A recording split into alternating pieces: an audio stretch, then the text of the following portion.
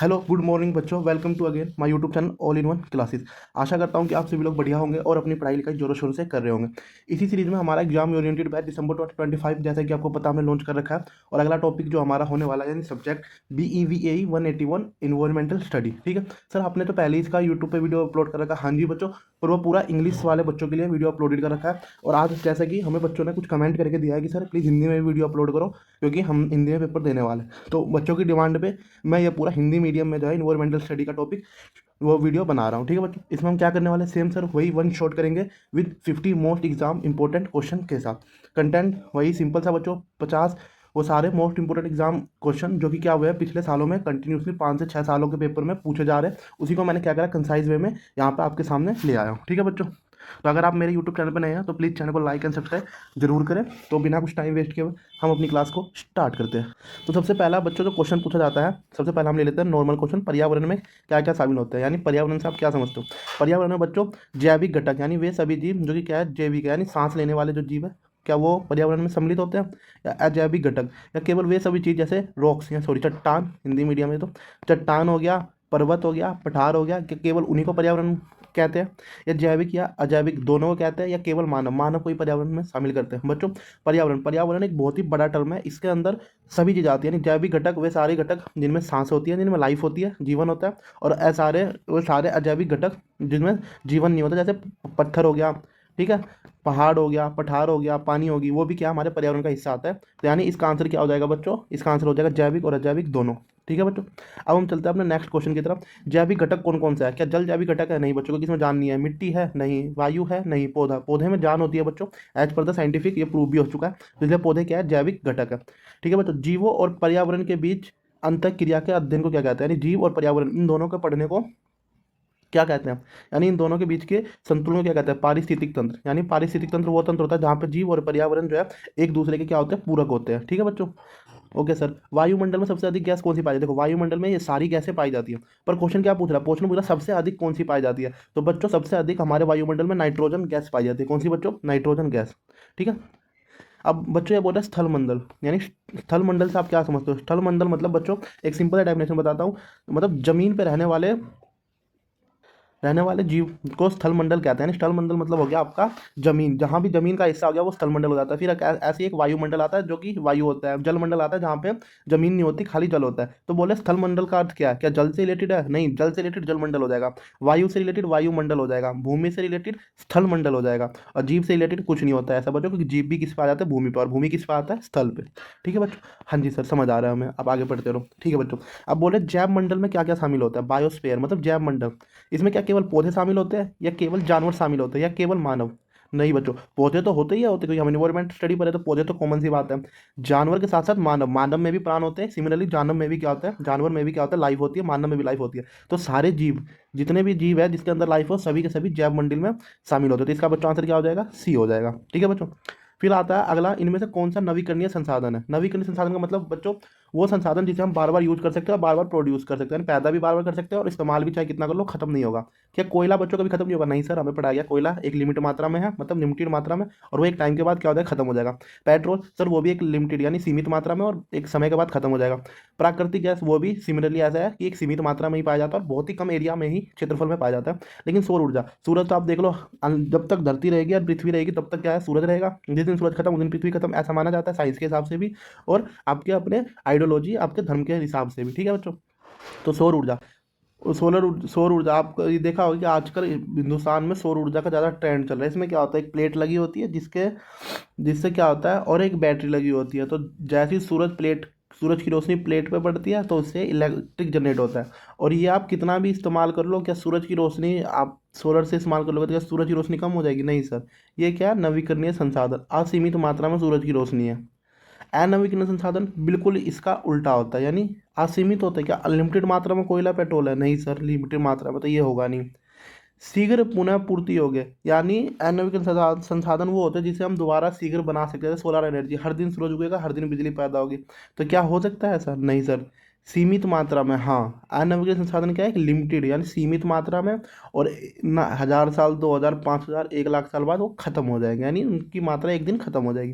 क्या निःशुल्क फ्री में मिलते हैं, NM के संसाधन फ्री होता है?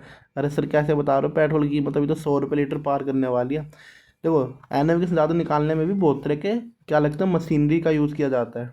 ठीक है बच्चों, तो इसका आंसर क्या हो जाएगा, सीमित मात्रा में अनवगैर संसाधन होते हैं। वनों की कटाई से क्या होगा, सबसे पहले बताओ, वन अगर पेड़ पौधे काटे जाएंगे तो आप ही बताओ क्या होगा। सबसे पहले मृदा संरक्षण, क्या इससे मिट्टी का बचाव होगा? नहीं सर, अगर वन नहीं रहेंगे, पेड़ नहीं रहेंगे तो क्या हो जाएगा, भूमि बंजर हो जाएगी। अधिक वर्षा, ज़्यादा से ज़्यादा वर्षा होगी? नहीं सर, हमें पढ़ाया गया था कि वर्षा जो है, वर्षा को लाने का मेन कारण क्या था, पौधे। पौधे क्या करते हैं, वर्षा को लाते हैं। तो अगर पौधे नहीं रहेंगे तो वर्षा भी नहीं होगी सर। मृदा अपरदन होगा, यानी मिट्टी में कटाव हो जाएगा, मिट्टी बंजर हो जाएगी। सर ये तो ठीक लग रहा है, मैं अभी इसे होल्ड करते हैं, मतलब इसे अभी रुको रुको, चारों ऑप्शन पढ़ना पेपर में, फिर ही उनमें से एक को ठीक करना। जैव विविधता में वृद्धा, मतलब ये क्या कह रहे हैं, अगर हम वन काटेंगे तो हमें अधिक से अधिक अलग अलग प्रजाति के क्या जीव जो है मिलेंगे देखने को। क्या ऐसा है? नहीं। अगर हम वन की कटाई कर देंगे, इसका मतलब क्या, वहाँ पर रहने वाले जीव जंतुओं को क्या कर रहे हैं, हम मार रहे हैं। ठीक है, क्योंकि अगर मान लो आपने किसी एरिया का वन काट दिया तो वहाँ पर रहने वाले जीव जंतु क्या होंगे, आपके घर में आएंगे, और आपके घर में आएंगे तो आप अपनी आत्मरक्षा में जिंदा रहने के लिए उन्हें मार दोगे, और एक टाइम के बाद क्या हो जाएंगे, वो सारे के सारे खत्म हो जाएंगे। तो बच्चों इसका आंसर क्या हो जाएगा, मृदा अपरदन। अगर वनों की कटाई होगी तो हमारी मिट्टी क्या होगी, फटना शुरू हो जाएगी।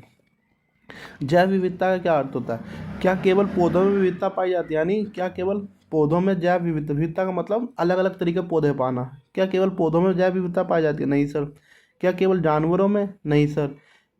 जीवन के विभिन्न रूप में? नहीं सर। तो बच्चों क्या आंसर हुआ इसका, या केवल पारितंत्र में, यानी पारितंत्र के अंदर ही केवल पाई जाती है? सर इसका आंसर हो जाएगा जीवन के विभिन्न विभिन्न रूप, यानी जानवरों में ही पाई जाती है। आप देखोगे कि एक ही जानवर है, यानी शेर ही देख लो, शेर में ही आपको कितनी प्रजाति मिल जाएगी।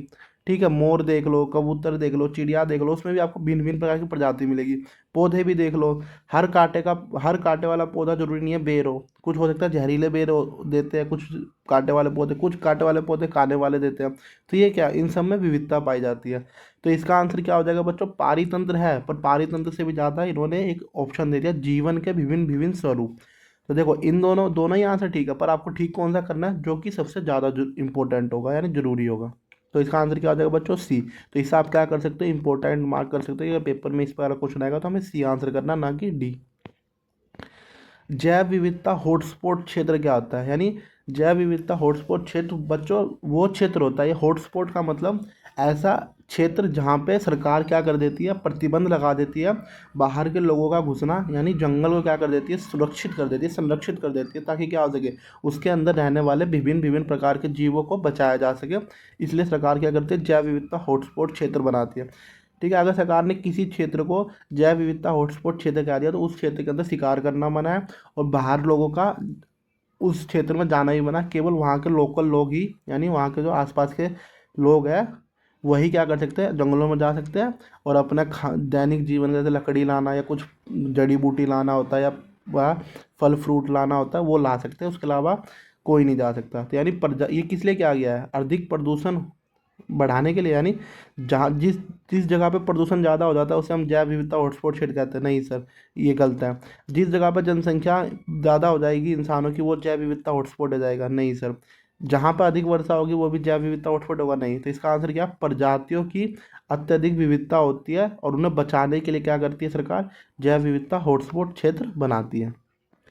ठीक है, जैव विविधता ह्रास का कारण नहीं है, यानी इनमें से कौन सा ऐसा रीजन है जिससे जैव विविधता खत्म नहीं हो रही है। ठीक है, प्रदूषण, क्या प्रदूषण है बच्चों, प्रदूषण के कारण जैव विविधता खत्म होती है? नहीं सर, जैव विविधता प्रदूषण से का कोई भी वो नहीं है। ठीक है, सॉरी सॉरी बच्चों, इसमें क्वेश्चन क्या था, इसमें क्वेश्चन है कि जैव विविधता ह्रास का कारण नहीं है, यानी ये सारे ह्रास के कारण होते हैं, इनकी वजह से क्या होता है, जैव विविधता में कमी आती है। प्रदूषण देख लो, अब अनलिमिटेड दिल्ली में देख लो, दिल्ली में इतना प्रदूषण हो गया कि इंसान का रहना क्या हो रहा है, दुश्वार हो रहा है। इंसान को डिफरेंट डिफरेंट टाइप्स की क्या हो रही है, बीमारियाँ हो रही है प्रदूषण के कारण।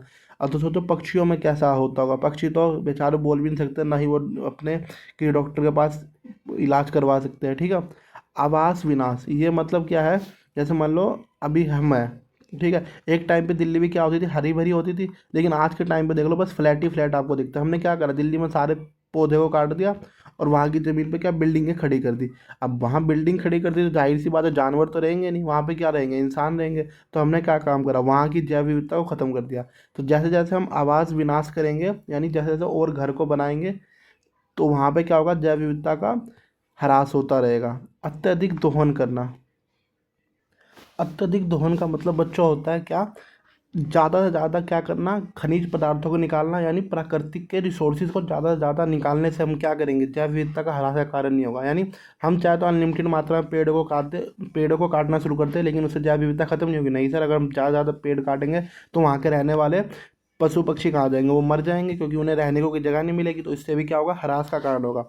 क्या, उनका संरक्षण करके, यानी जैव विविधता हॉटस्पॉट क्षेत्र घोषित करके हम जैव विविधता को खत्म कर देंगे। नहीं, यहाँ पर सर हम जैव विविधता को क्या कर रहे हैं, सुरक्षित कर रहे हैं, ताकि वो क्या बचे रह सके और उनका क्या हो सके, अस्तित्व बचा रह सके। तो इसका बच्चों आंसर क्या हो जाएगा, संरक्षण। बच्चों एक रेड डाटा बुक लिखी गई थी, ठीक है। इसमें बताऊँ क्या लिखा होता है, इसमें इसमें उन सभी प्रजाति, यानी वे सभी जानवर की प्रजाति जो कि क्या बिल्कुल लुप्त होने के कगार पे है, या फिर मुश्किल से किसी कंट्री या किसी देश में 10,000 या 1,000 2,000 बचे होंगे, मतलब वह सभी चीज़ जो ख़त्म कर दिया इंसानों ने। हमने क्या कर दिया, अपने विकास के चक्कर में हम उन सभी जानवरों के जीवन को खतरे में डाल दिया। उन सभी जानवरों की जो सूची होती है वो रेड डाटा बुक में स्टोर होती है, लिखी जाती है। तो बच्चों, अगर रेड डाटा बुक में पूछे कि कौन सी जानकारी होती है, तो आपको क्या लिखना है, संकटग्रस्त प्रजातियों की जानकारी होती है। क्या वायु प्रदूषण की होती है, नहीं सर, उसका क्या काम रेड डाटा बुक में। जल प्रदूषण का भी क्या काम, वन उत्पादों का भी कुछ काम नहीं। तो ये तीनों अगर आप पढ़ोगे तो ये आपको लॉजिक नहीं लगेंगे। इस बुक में किसकी जानकारी हो जाती है, वो प्रजाति, यानी जानवरों की वो प्रजाति जो कि क्या है, खत्म होने वाली है। ठीक है, उन सभी को बचाने के लिए एक रेड डाटा बुक होता है जो यूनिवर्सल होता है, यानी वर्ल्ड वाइड होता है। उन सब उसमें लिखा जाता है कि ये जीव जो है अब इस देश में ख़त्म होने के कगार पे है, तो क्या करना चाहिए, अब हमें इन्हें बचाने के लिए प्रयास करना चाहिए। भारत में वन्य जीव संरक्षण अधिनियम कब लागू हुआ बच्चों। तो बच्चों ये ऐसे क्वेश्चन होते हैं जिसमें आप दिमाग नहीं लगा सकते, इसमें आपको कुछ रटना ही पड़ेगा। जैसे 1972 सबसे पहली बार वन्य जीव को सुरक्षित रखने के लिए कानून बनाया गया, और कब बनाया गया, 1972 में। और इसी कानून के तहत जैव विविधता जैसे हॉटस्पॉट क्षेत्र घोषित किए जाते हैं, ताकि क्या हो सके, वन्य जीव की भी सुरक्षित किया जा सके, उनका भी पृथ्वी पर बराबर का असर जितना कि हम इंसानों का। राष्ट्रीय उद्यानों का उद्देश्य क्या, यानी नेशनल वो घोषित करना, नेशनल पार्क को घोषित करने का उद्देश्य क्या होता है, यानी राष्ट्रीय उद्यानों को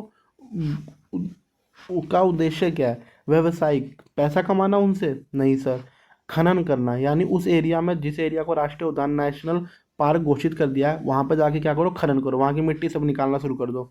या फिर फैक्ट्री का विकास करो, औद्योगिक का विकास करो, नहीं सर, ये सब तीन चीज़ क्या है, गलत है। वन्य जीव संरक्षण, यानी वहाँ के रहने वाले जीवों को क्या करना, सुरक्षित रखना, ही राष्ट्रीय उद्यानों का उद्देश्य होता है।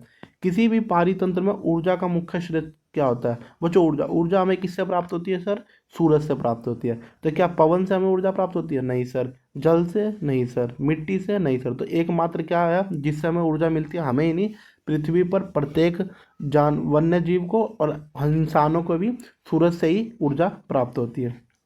खाद्य श्रृंखला की शुरुआत कहाँ से होती है बच्चों, यानी आप देखो, खाद्य श्रृंखला होता है क्या होता है, खाद्य श्रृंखला होता है जैसे मान लो पहले पौधे आएंगे, ठीक है, फिर पौधे के बाद कौन आएगा, पौधे के बाद या तो हो सकता है कि हम ही आ जाए, शाकाहारी आ जाए। पहले तो शाकाहारी आएंगे, पौधे को कौन खाएगा, शाकाहारी खाएंगे। फिर शाकाहारी को कौन खा जाएगा, मांसाहारी खा जाएगा। अब मांसाहारी को कौन मार देगा, खाना शुरू कर देगा, हम मनुष्य खाना को शुरू कर देंगे। तो एक बार समझाना है, देखो पौधे, एक किसान ने क्या करे, चावल उगाए, ठीक है बच्चों, क्या चावल उगाए। तब चावल क्या है, शाकाहारी है। या फिर सपोज कर लो, ये भी मतलब हिरन जो क्या खाती है, घास खाती है। तो पौधे क्या है, पौधे घास में पौधे गिनती होते हैं, हाँ सर।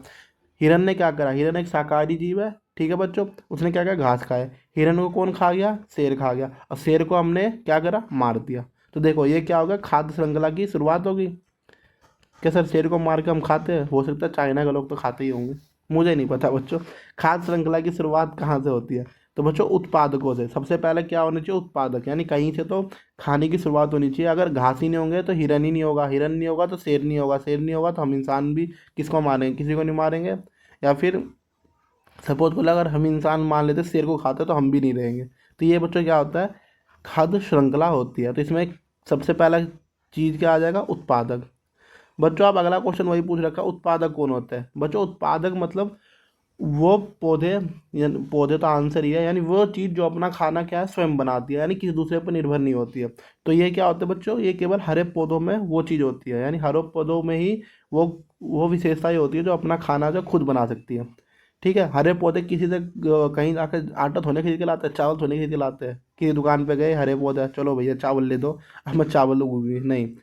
ठीक है, वो क्या होता है, सूरज की रोशनी, कार्बन डाइऑक्साइड, जल, नमी, इन सबको, और सूरज का प्रकाश की उपस्थिति में प्रकाश संश्लेषण करती है, खुद का खाना स्वयं बनाती है, और साथ ही वो खाना हम भी खाते हैं, जानवर भी खाते हैं। तो उत्पादक कौन हो गए बच्चों, हरे पौधे। हम सब क्या हो गए, कंज्यूमर, यानी उपभोक्ता। हम सब कौन हो गए, उपभोक्ता। या तो हो सकता है हम डायरेक्ट पौधे को खाते, जैसे चावल है उन्हें, या फिर जैसे चावल घास को कौन खाता है, हिरन, और हिरन को मान लो हम खाते हैं। तो हम तीसरे वे में, तीसरी खास श्रृंखला में आ जाएंगे।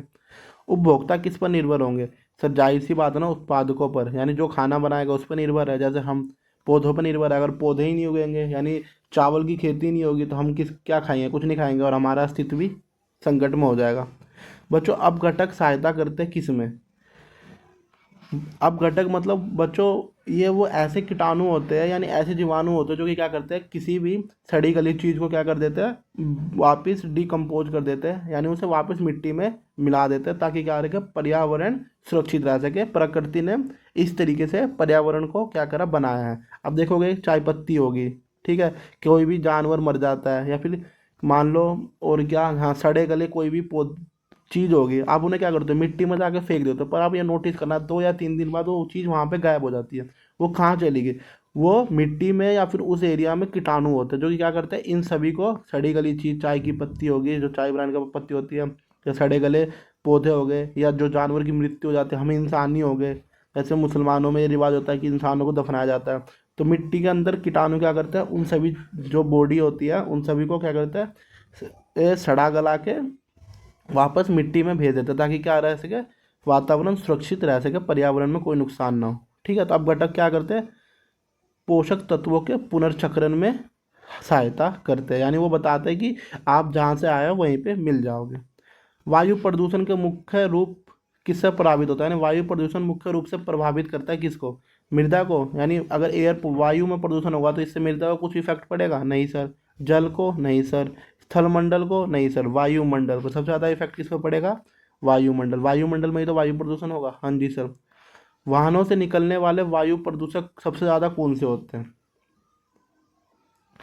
क्या ऑक्सीजन, क्या जो हम बाइक चलाता हूँ मैं, या अभी गाड़ी चलाता हूँ, तो क्या उससे ऑक्सीजन निकलता है, नहीं sir, carbon di monoxide gas निकलती है। क्या नाइट्रोजन, आपकी बाइक से नाइट्रोजन तो बच्चों बहुत ही रेयर केस में निकलता है, ये तो अलाउ भी नहीं होता नाइट्रोजन गैस को ले जाना, या फिर एक आम आदमी तो नाइट्रोजन गैस का यूज़ भी नहीं कर सकता, क्योंकि ये इतना विस्फोटक होता है, ज्वलनशील होता है।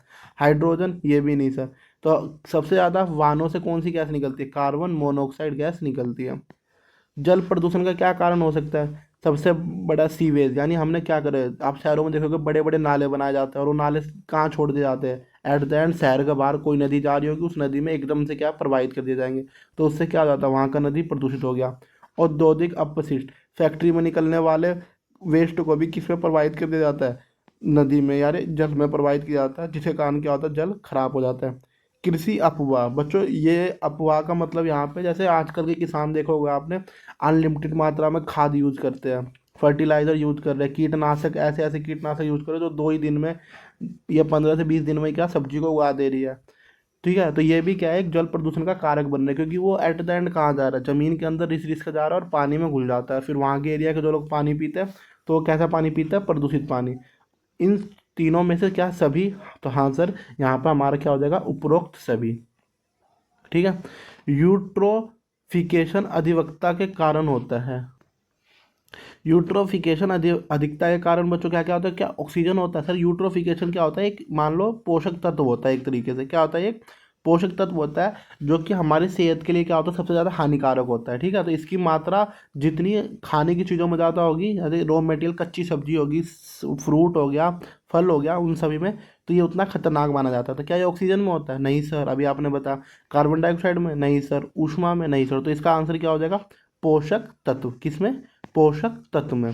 ध्वनि प्रदूषण किससे प्रभावित होता है, ध्वनि प्रदूषण, क्या मृदा की उर्वरता ध्वनि प्रदूषण को प्रभावित करता है? नहीं। जल की गुणवत्ता को ध्वनि प्रदूषण प्रभावित करता है? नहीं। पौधों की वृद्धि को? नहीं सर। श्रवण क्षमता, हमारी सुनने की क्षमता को ध्वनि प्रदूषण क्या करता है? प्रभावित करता है। अगर आप देखोगे, आप एक ऐसे इलाकों में रह रहे हो जहाँ पे आए दिन ऊंचे ऊंचे मतलब बेस मतलब ऊंचे ऊंचे डीजे बजते रहते हैं ज़्यादा आवाज़ करके, ठीक है, तो आप देखोगे कुछ टाइम बाद वहाँ के लोगों को ऊंचा सुनने की आदत हो जाएगी। अगर आप नॉर्मली आवाज़ में बात करोगे तो उन्हें सुनाई नहीं देगा। क्यों? क्योंकि वो एक ऐसा वातावरण में जा रहा है जहाँ पे ध्वनि क्या है, बहुत अधिक मात्रा में ये रिलीज हो रही है, पैदा हो रही है, ठीक है। तो ध्वनि प्रदूषण किसका प्रभावित करता है? हमारी सुनने की क्षमता में, यानी श्रवण क्षमता में। ठोस अपशिष्ट प्रबंधन क्या है? कुछ नहीं है बच्चा, वो हाँ, जब मोदी जी ने स्वच्छ भारत अभियान चलाया था तो वहाँ पे 3 नीले वो कचरे के बारे में बात करा था ना, नीला ड्रम, लाल ड्रम, पीला ड्रम, ऐसे ही बताया था। इसमें आप क्या सूखा कचरा रखोगे, इसमें गीला कचरा रखोगे, और इसमें आप वो कचरा रखोगे जो कि क्या है, ना तो सूखा है ना गीला, यानी वेस्ट है, जिसे आप क्या कर सकते हो, रीयूज कर सकते हो। जैसे आपने वो प्लास्टिक की बोतल होगी जैसे, तो क्या वो सूखा कचरा है? नहीं। क्या वो गीला कचरा? नहीं। तो उसे आप किस में रखोगे? इसमें, क्योंकि प्लास्टिक की बोतल को आप बढ़िया से, अगर आपको आर्ट क्राफ्ट में आपकी इंटरेस्टिंग हो, तो उससे आप बढ़िया बढ़िया चीज़ बना सकते हो, अपने घर के डेकोरेशन सजावट में यूज़ कर सकते हो, ठीक है। तो बच्चों यही क्या है, ठोस अपशिष्ट प्रबंधन का शामिल होता है, यानी संग्रह करना उसका, फिर उसका क्या करना, निपटान करना, पुनर्चक्रण करना, उसका दोबारा यूज़ करना। क्या उपरोक्त सभी? हाँ, ये सभी क्या है, ठोस अपशिष्ट प्रबंधन में शामिल होते हैं। प्लास्टिक अपशिष्ट होता है, यानी प्लास्टिक जो है अपशिष्ट होता है। क्यों? बच्चों, आपको पता है प्लास्टिक एक ऐसी चीज़ है जो बनाई तो जा सकती है, पर एक बार अगर बन गई तो उसे हम मिटा नहीं सकते, यानी वो ख़त्म ही नहीं होती। हमारे वातावरण में ऐसे कीटाणु है ही नहीं जो प्लास्टिक को ख़त्म कर सके। अगर हम चाहेंगे भी वो नेचुरल यानी प्राकृतिक रूप से ख़त्म हो, तो कई करोड़ों अरबों साल लग जाते हैं एक प्लास्टिक को ख़त्म होने में। तो क्या जैव अपघटनीय है? नहीं सर। जैव अपघटनीय कैसे हो जाएगा? कि जैव अपघटनीय वो होते हैं जिसे प्रकृति में उपस्थित जीवाणु या कीटाणु गला सके। शीघ्र नष्ट हो जाता है? नहीं सर, अभी आपने बताया, मैंने क्या बताया, ये यूनिवर्सल सभी को पता है कि प्लास्टिक एक ऐसी चीज़ है जो कि ख़त्म नहीं होती है। पर्यावरण के अनुकूल है? कैसे सर पर्यावरण के अनुकूल है? है अगर ये प्लास्टिक की वजह से ही देखते हैं कि हम वो जो भी कचरा प्लास्टिक का होता है वो नाली के थ्रू समुद्र में छोड़ दिया जाता है, और हम देखते हैं कि उस जो प्लास्टिक की चीज़ है या तो वहाँ की मछलियाँ खा लेते हैं जिससे वो बीमार पड़ जाती है। आप ये देख लो ना, आसपास वो आवारा पशु होते हैं, वो प्लास्टिक की चीज़ें क्या कर लेते हैं, भूख, जो घूमते रहता है आवारा पशु, उन्हें भूख लगती है, तो हम क्या करते हैं, प्लास्टिक चीज़ में इधर से उधर कोई भी चीज़ बांध के फेंक दिया, वो उनको खा लेते हैं और प्लास्टिक अंदर चली जाती है, फिर बाद में उन पशुओं को क्या होता है, बीमारी हो जाती है। तो ये क्या पर्यावरण के अनुकूल है? नहीं सर। क्या है, अजैब अपघटनीय, यानी इसे हम ख़त्म ही नहीं कर सकते। 3R का सिद्धांत क्या है? 3R का सिद्धांत बच्चों कुछ नहीं है, मतलब देखो 3R में बढ़ाता हूँ। रिड्यूस, यानी क्या करना, सबसे पहले वेस्ट चीज़ को यानी प्लास्टिक के उपयोग को कम करना, रिड्यूस करना, जितना कम से कम हो सके वो करना। फिर रीयूज़ करना, यानी अब मान लो अगर आपने प्लास्टिक की पन्नी में अब की बार 1 किलो आलू खरीदा है, तो उसी प्लास्टिक की पन्नी में दोबारा 1 किलो आलू खरीदना। ये नहीं कि भैया से बोलना भैया मुझे अलग से पन्नी में दो, मैं आपसे दोबारा खरीद रही हूँ, नहीं। हो सके तो क्या करना, रीयूज़ करना और रिसाइकल करना। क्या करना, रिसाइकिल करना, यानी अब मान लो आपने कोई खिलौना खरीदा है, वो क्या है, टूट गया है, तो अगर वो फेविक्विक या टेप लगा के या फिर उसे सोल्डिंग करके जुड़ के वापस काम कर सकता है, तो उसे क्या करना, पुनर्चक्रण करना। इसके बदले कि आप उसे फेंक दो और उसके बदले नया ले आओ क्योंकि आपके पास पैसे हैं, नहीं।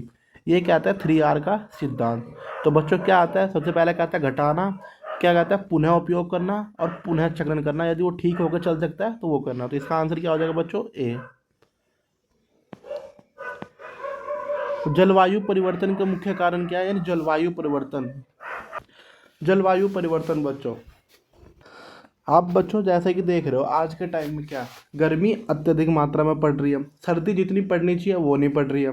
सर्दी का सीजन देख लो, अभी तक जनवरी चल पड़ा है, ठीक है, कुछ 2-3 दिन बाद जनवरी आ जाएगा, लेकिन ठंड भी अभी उतनी मात्रा में नहीं पड़ी है जैसे कि आज से 5 से 10 साल पहले ठंड पड़ती है, ठीक है। ठंड का सीजन भी क्या है, पहले अक्टूबर से ठंड पड़ने लग जाती थी, लेकिन अब दिसंबर में आके ठंड पड़ती है, ठीक है। बरसात का मौसम देख लो, ऐसा माना जाता था कि जुलाई से लेकर सितंबर तक बरसात का मौसम होता है, लेकिन अब तो कोई बरसात का मौसम फिक्स ही नहीं है, जब मन मर्जी जब बरस जाता है। तो ये सब चीज़ें क्या दिखाता है, ये सब चीज़ें दिखाता है कि हमारे आसपास के परिवर्तन जो है, इन्वायरमेंट चेंज हो रहा है। तो इसका मुख्य रीज़न क्या, ऑक्सीजन के कारण? नहीं, ऑक्सीजन तो सबसे अच्छी गैस होती है। नाइट्रोजन, इसकी मात्रा भी पर्यावरण में होना बहुत ही जरूरी होता है, ठीक है। ओजोन परत, ओजोन परत से तो बच्चों को लेना देना नहीं है, ये तो हमारी क्या होती है, अगर ये परत ना हो तो बच्चों इंसान का तो पृथ्वी पर रहना ही मुश्किल हो जाएगा, ठीक है, वो रह ही नहीं सकती। तो इसका मेन रीज़न क्या है, ग्रीन हाउस गैस यानी carbon monoxide CO3 gases. CO3 gases की वजह से क्या हो रहा है, हमारा जलवायु परिवर्तन हो रहा है।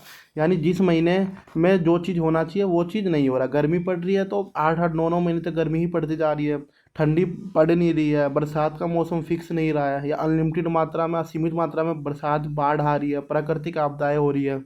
ठीक है बच्चों। तो ग्रीन हाउस गैस में सबसे प्रमुख गैस कौन सी होती है बच्चों, जैसा कि मैंने अभी आपको बताया कार्बन डाइऑक्साइड, इसी का टाइप होता है कार्बन मोनोऑक्साइड CO3, उसका भी सबसे ज़्यादा रीजन होता है ग्रीन हाउस गैस में। ठीक है बच्चों। वैश्विक ऊष्मीकरण के परिणाम क्या है, वो कह रहे हैं कि जैसे जैसे जलवायु परिवर्तन हो रहा है, और मैंने अभी आपको बताया कि आज 9 से 10 महीने तक आप गर्मी पड़ती है हिंदुस्तान में भी, और भी वर्ल्ड के संसार की किसी भी जगह चले जाओ, तो उसके क्या परिणाम हुए अगर बच्चों गर्मी पड़ेगी। तो आपको पता है कि अभी भी हमारे, ठीक है, आपको पता है कि अभी भी बहुत सारे पहाड़ है, जैसे अंटार्कटिका का पहाड़ देख लो, वहाँ पे जीवन संभव नहीं है, वहाँ क्या सिर्फ बर्फ ही बर्फ है। अगर गर्मी पड़ी अगर गर्मी पड़ी तो इससे क्या होगा, पहाड़ पिघलेंगे, पहाड़ पिघलेंगे तो पानी बनेंगे, पानी बनेंगे तो किस में आएंगे, स्थलमंडल में आएंगे, ठीक है, समुद्र में आएंगे। फिर उससे क्या होगा, समुद्र का लेवल बढ़ेगा, यानी समुद्र तल में वृद्धि होगी। तो समुद्र तल में वृद्धि होगी तो जाहिर सी बात है वो आसपास के स्थलमंडल वाले एरिया में क्या करेंगे, एंटर करेंगे, घुसेंगे। अगर स्थलमंडल के एरिया में घुसे तो वहाँ के रहने वाले जीव क्या होंगे, या तो इंसान तो क्या करेंगे, वहाँ से प्रवास कर जाएंगे, छोड़ देंगे वो जगह को, और जो वहाँ पर रहने वाले जीव होंगे, जो जीव भाग सकते हैं भाग देंगे, नहीं तो मर जाएंगे वो बाद बाकी। तो इससे क्या हुआ, रहने की जगह कम हुई, रहने की जगह कम हुई तो क्या होगा, इससे बहुत ही खतरनाक परिणाम देखने को मिल सकता है बच्चों। ठीक है, क्योंकि फिर क्या होगा, वॉर जैसे सिचुएशन पैदा हो जाएगी, क्योंकि हर कोई अपने आप को बचाने के लिए दूसरे आदमी को क्या करेगा, खत्म करने की कोशिश करेगा। तो वैश्विक ऊष्मीकरण का परिणाम क्या होगा, समुद्र तल में वृद्धि, यानी समुद्रों तल में वृद्धि होना, हिम हिम नदों का पिघलना, यानी पहाड़ों का पिघलना, जलवायु में परिवर्तन। अब यही नहीं पता चल रहा कि बरसात का मौसम कौन सा है, गर्मी का मौसम कहाँ से कहाँ तक है, सर्दी कब पड़ती है। ठीक है, तो उपरोक्त सभी ये सारे रीजन है वैश्विक ऊष्मीकरण के, यानी जलवायु परिवर्तन के। ओजोन परत पृथ्वी को बचाती है किससे बच्चों, आपको पता है सूरज की जो किरणें होती है, अगर वो डायरेक्टली पृथ्वी पर आए तो क्या हो सकता है, इंसान को जला भी सकती है, और इंसान को कैंसर जैसी, त्वचा जैसी बीमारी, महाबीमारी हो सकती है। ये ओजोन परत ही होती है जो कि सूरज की किरणों में पराबैंगनी किरण होती है एक, ठीक है, जो सूरज के रोशनी के साथ ही आती है, इन्हें पृथ्वी पर आने से रोकती है। ठीक है, जिससे क्या हो जाता है कि वो सूरज की रोशनी से हमें बीमारी नहीं होती है, कैंसर जैसे रोग भी नहीं होते। ठीक है, तो ओजोन परत अगर सपोज कर लो एक बार के लिए खत्म हो जाए पृथ्वी पर, तो पृथ्वी पर अस्तित्व भी नहीं रहेगा जीवन का, और हम क्या कर रहे हैं, कार्बन मोनोऑक्साइड गैस उत्पन्न कर रहे हैं, और इसी को क्या कर रहे हैं, खत्म कर रहे हैं, ओजोन परत को। याद रखना बच्चों, इसका बहुत ही भयंकर परिणाम होंगे अगर ओजोन परत का कहीं से भी छेद हुआ, क्योंकि वहां से डायरेक्ट पराबैंगनी किरणें आएंगी और उससे महाबीमारी फैलेगी। ठीक है, ओजोन परत के क्षय होने का सबसे बड़ा रीजन क्या है बच्चों, यानी ओजोन परत को कौन सी गैस सबसे ज़्यादा क्या करती है, बर्बाद कर रही है, नुकसान पहुंचा रही है, CFC, क्लोरोफ्लोरोकार्बन, नाम सुना होगा, हाँ जी सर, फ्रिज में, आपके घर में जो फ्रिज है उसमें से निकलता है, AC में से निकलता है, गाड़ियों में से निकलता है, जो बसें चलती है उनमें से निकलता है। ठीक है, सतत विकास का क्या अर्थ है बच्चों, सतत विकास का अर्थ यह है कि हम अपनी वर्तमान की आवश्यकताओं को पूरा करें और भविष्य को नुकसान भी न पहुंचाएं। यानी ऐसा नहीं है कि चलो आज टेक्नोलॉजी आ गई है तो हम क्या करें, सभी प्राकृतिक चीज़ों का अंधाधुंध मात्रा में कटाई छटाई शुरू कर देते हैं, और अपने आप को क्या रखें, मौज, अपनी सुविधा को ध्यान में रखें। आज सुविधा ले सकते हो लेकिन कल को क्या होगा, वो नुकसान में होगा। ठीक है, हमारे आने वाले भविष्य को क्या नुकसान पहुंचाएगा। तो वर्तमान की आवश्यकताओं को पूरा करते हुए भविष्य में कुछ नुकसान ना हो, इसी को क्या कहते हैं, सतत विकास का अर्थ कहते हैं। जनसंख्या विस्फोट से क्या होगा, यदि जनसंख्या बढ़ेगी तो क्या होगा, संसाधनों में कमी आएगी, जाहिर सी बात है। देखो पहले एक शहर में 100 लोग रहते थे, ठीक है, तो अगर मान लो वो खाना उन्हें ऑर्डर करना है तो पहले 100 किलो खाना ही ऑर्डर करेंगे। लेकिन अगर आप वहाँ 1000 लोग रहते हैं तो आप कितना ऑर्डर करेंगे, 1000 किलोग्राम ऑर्डर करेंगे। ठीक है, तो देखो खाने की मात्रा बढ़ेगी। ठीक है, तो यहाँ पे क्या हुआ, संसाधनों में कमी आ गई। दूसरा एग्जाम्पल लो, पहले 100 लोग रहते थे तो बहुत सारी ज़मीन खेती के जैसे थी, क्योंकि 100 लोग कितने किलो में, 1 किले में रह लेंगे, बाद बाकी ज़मीन तो खाली पड़ी रही, तो किसी को मन करा खेती कर लिया। लेकिन अब वही 1 लाख लोग रहने लग गए, कितने, 1 लाख लोग। अब भाई लोग आए, उन्हें मरने के लिए तो नहीं छोड़ सकते, ठीक है, उनको भी जीने का हक है अगर वो धरती पाए, तो उनके लिए अब गवर्नमेंट क्या करेगी, सड़क घर बना के देगी।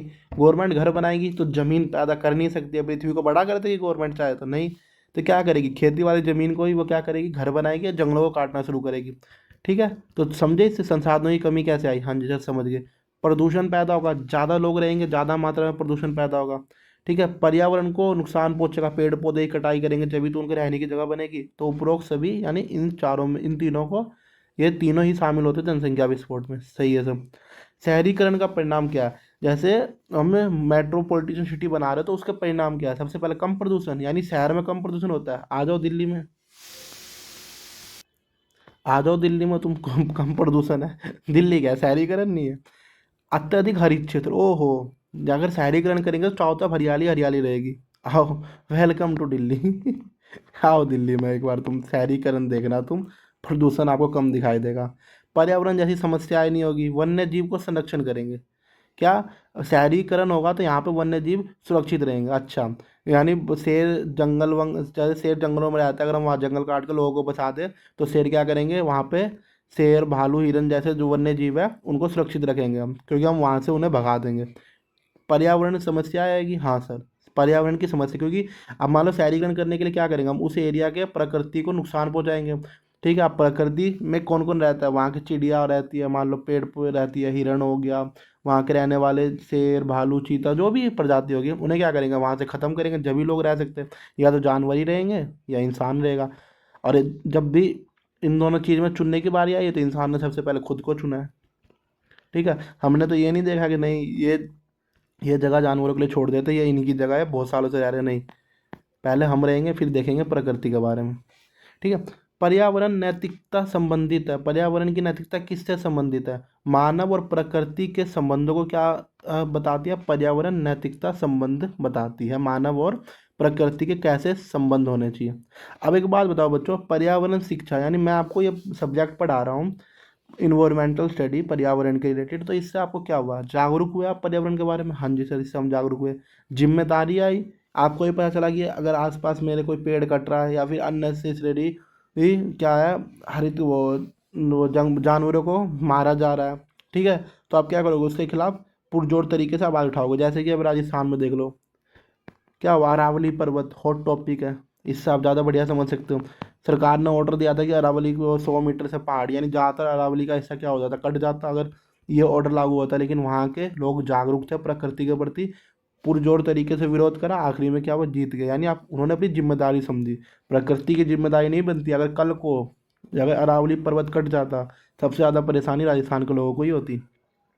सकारात्मक दृष्टिकोण रखना, यानी प्रकृति के प्रति आपकी जो सोच होगी वो क्या हो जाएगी, सकारात्मक हो जाएगी। आप जानवरों को इस नज़र से नहीं देखोगे कि नहीं ये क्यों रह रहा है यहाँ पर, नहीं, इनका भी हक है रहने का, आपका भी हक है रहने का। आप उस पर क्रूरता नहीं करोगे, ठीक है, उस पर दया करोगे। ठीक है, उपरोक्त सभी, क्या ये सभी रीज़न हो सकते हैं, हाँ सर, ये पढ़ाने का रीज़न है इन्वायरमेंटल स्टडी। चिपको आंदोलन सबको पता है, जब अंग्रेजों के काल में पेड़ कटाई के ऑर्डर दिए गए थे तो वहाँ के लोकल लोग पेड़ों से चिपक गए थे न बचाने के लिए पेड़ों को। तो वन्य जीव संरक्षण से है या वन संरक्षण, तो चिपको आंदोलन किससे संबंधित है, वन संरक्षण, यानी पेड़ों को बचाने से संबंधित है। ऐसी नर्मदा बचाओ आंदोलन चालू हुआ था। ठीक है, नर्मदा नदी पे बांध बनाने का पुरजोर तरीके से विरोध किया गया था, किस लिए, बांध निर्माण से जुड़ी समस्याएं आ रही थी। ठीक है, जैसे नर्मदा नदी है, पहले वो इस रूट से बहती थी, तो यहाँ पे बहुत सारे जैव वो पौधे नर्मदा नदी के पानी से क्या हो जाते उग जाते थे, जो कि क्या प्रकृति के लिए जरूरी थे। फिर इन जंगलों में वो वहाँ के लोग, वहाँ के जीव रहते थे जो वहाँ पे पाए जाते हैं अन्न। पर जब गवर्नमेंट ने रूल लाई थी कि नहीं, अब इस नर्मदा नदी का पानी हम ऐसे मोड़ के किसी और स्टेट में भी ले जाएंगे, और या इसी तरीके से ले जाएंगे, इस रूट पे यानी इस रास्ते से नहीं ले जाएंगे, तो वहाँ पर लोगों ने पुरजोर तरीके से विरोध करा था। उन्होंने बताया था कि इससे वातावरण को क्या, पर्यावरण को बहुत ही नुकसान पहुंचेगा। ठीक है, तो बांध निर्माण से जुड़ी समस्याओं से संबंधित था। पृथ्वी सम्मेलन कुछ नहीं है बच्चों, इन्वॉल्व जब लोगों ने ये जाना कि पर्यावरण को अब बचाना जरूरी है, अगर अभी हमने पर्यावरण को बचाने के लिए ठोस कदम नहीं उठाए तो इसका बहुत ही बुरा परिणाम हमें फ्यूचर में देखने को मिलेगा। तो ये कहाँ पे हुआ था, रियो डी जेनेरिया। यहाँ पे मैं कुछ नहीं कर सकता, जहाँ तक मैं आपको समझा सकता हूँ, जिस क्वेश्चन में समझा रहा हूँ, ये दो क्वेश्चन आपको ऐसे आएंगे जो याद करना पड़ेगा, और ये बहुत बार पूछे जाते हैं। ठीक है, स्टॉकहोम क्या था, ये भी वही है, पर्यावरण से रिलेटेड एक सम्मेलन आयोजित किया गया था, जो कि कब किया गया था बच्चों, 1982 में, 1982 में पर्यावरण को बचाने के लिए विश्व के ज़्यादातर देश एक साथ आए थे और उन्होंने क्या करा था, नियम बनाए थे कि हर देश की जिम्मेदारी है कि वो क्या करे, पर्यावरण को बचाए। क्योटो प्रोटोकॉल किससे संबंधित है, जलवायु परिवर्तन, जैसे जलवायु में जो परिवर्तन हो रहा है उससे संबंधित जो है समस्याओं को सुलझाने के लिए क्योटो प्रोटोकॉल जो है वो संबंधित है। ठीक है। पेरिस समझौता, ये तो सबको पता ही है कि पेरिस समझौता में क्या उद्देश्य था। पेरिस समझौते में ये होता है कि वैश्विक ऊष्मीकरण को क्या करना, नियंत्रण करना, यानी ग्लोबल वार्मिंग, ओजोन परत को बचाना। ठीक है। ये तो रिसेंटली हुआ बच्चों पेरिस समझौता। तो इसमें क्या बताया था, इसमें बड़े बड़े देश आए थे सामने जो कि क्या है, अत्यधिक मात्रा में क्लोरोफ्लोरोकार्बन पैदा करते थे, अमेरिका, चीन, रसिया। ठीक है। और छोटे देश भी आए थे, उन सब ने एक साथ कहा था कि हम क्या करेंगे, नई टेक्नोलॉजी बनाएंगे, क्लोरोफ्लोरोकार्बन को कम से कम पैदा करने की कोशिश करेंगे, ज़्यादा से ज़्यादा पेड़ पौधे लगाएंगे, और इंडिया भी उसी का हिस्सा है। ठीक है। तो वैश्विक ऊष्मीकरण को नियंत्रित करने के लिए पेरिस समझौता हुआ था, और जिस जिस देश ने उस पर हस्ताक्षर किया उन्हें वो सब मानना पड़ता है। ठीक है। भारत में पर्यावरण कानून, यानी पर्यावरण कानून को बनाने का उद्देश्य क्या है, क्या उद्देश्य है बच्चों, पर्यावरण को क्या करना, संरक्षण करना। हाँ जी सर, जाहिर सी बात है। ठीक है। EIA का पूरा नाम क्या है बच्चों, EIA का पूरा नाम क्या है, EIA का पूरा नाम है पर्यावरण प्रभाव आकलन। क्या, पर्यावरण प्रभाव आकलन। वन संरक्षण अधिनियम, बच्चों ये ऐसा क्वेश्चन है जिसमें आपको मैं कुछ नहीं बताया था, इसमें आपको याद ही करने पड़ेंगे। 1980 में 1980 में वन संरक्षण अधिनियम जो है लागू किया गया था वनों को बचाने के लिए। ठीक है। पर्यावरण अध्ययन का मुख्य उद्देश्य क्या होता है बच्चों, पर्यावरण अध्ययन का मुख्य उद्देश्य होता है पर्यावरण को क्या करना, जागरूकता, पर्यावरण के प्रति जागरूक फैलाना, अपने आप को जागरूक रखना पर्यावरण के प्रति। ये इस टॉपिक को डालने का सबसे बड़ा उद्देश्य यही है। तो यही आप लोग नोटिस करते होंगे, जो सब्जेक्ट हमारे इन्वायरमेंटल हर कोई पढ़ता है, साइंस वाला भी पढ़ता है, कॉमर्स वाला भी पढ़ता है, BA वाला भी पढ़ता है, कंप्यूटर एप्लीकेशन वाला भी पढ़ता है, यानी हर किसी में टॉपिक पढ़ना पड़ता है। मानव पर्यावरण संबंध क्या है, मानव और पर्यावरण का संबंध कैसा है, परस्पर निर्भर है, यानी क्या है, एक दूसरे के निर्भर है। बिना मानव के पर्यावरण नहीं है, बिना पर्यावरण के हम नहीं है। ठीक है। जैसे देख लो, अगर मानव मानव नहीं रहेगा तो क्या करेगा, पेड़ पौधे को सही तरीके से क्या करेगा, नियंत्रित नहीं कर पाएगा, उगाएगा नहीं। ठीक है। जो पौधे उग पा रहे, जो नहीं उग पा रहे, तो इससे क्या होगा, पर्यावरण में भी असंतुलन पैदा होगा। और पौधे नहीं रहेंगे तो मानव में भी असंतुलन पैदा होगा, पौधे नहीं रहेंगे तो ऑक्सीजन पैदा नहीं होगी, ऑक्सीजन पैदा नहीं होगी तो हम मर जाएंगे।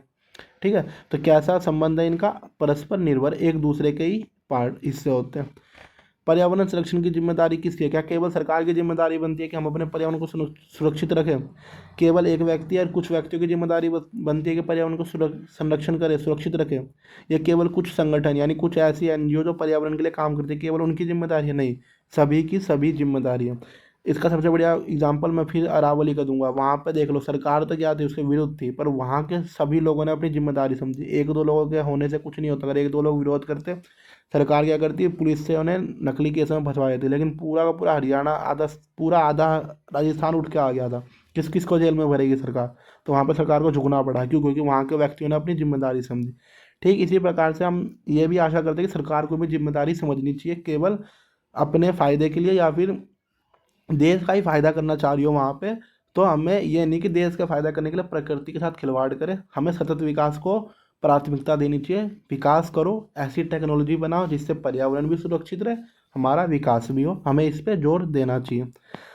ठीक है बच्चों, आई होप आपको ये वीडियो बढ़िया लगा हो। और इस वीडियो को बनाने का बस मकसद उन सभी बच्चों के लिए था जो हिंदी मीडियम से पेपर दे रहे हैं। ठीक है। अगर आप मेरे चैनल पर नए हो तो प्लीज़ चैनल को लाइक एंड सब्सक्राइब जरूर करें। और भी अगर किसी टॉपिक पे आपको हिंदी में वीडियो चाहिए तो प्लीज़ कमेंट सेक्शन में कमेंट जरूर करें। एक बार फिर से ऑल इन वन क्लासेस की तरफ से आप सभी को इग्नू के पेपर की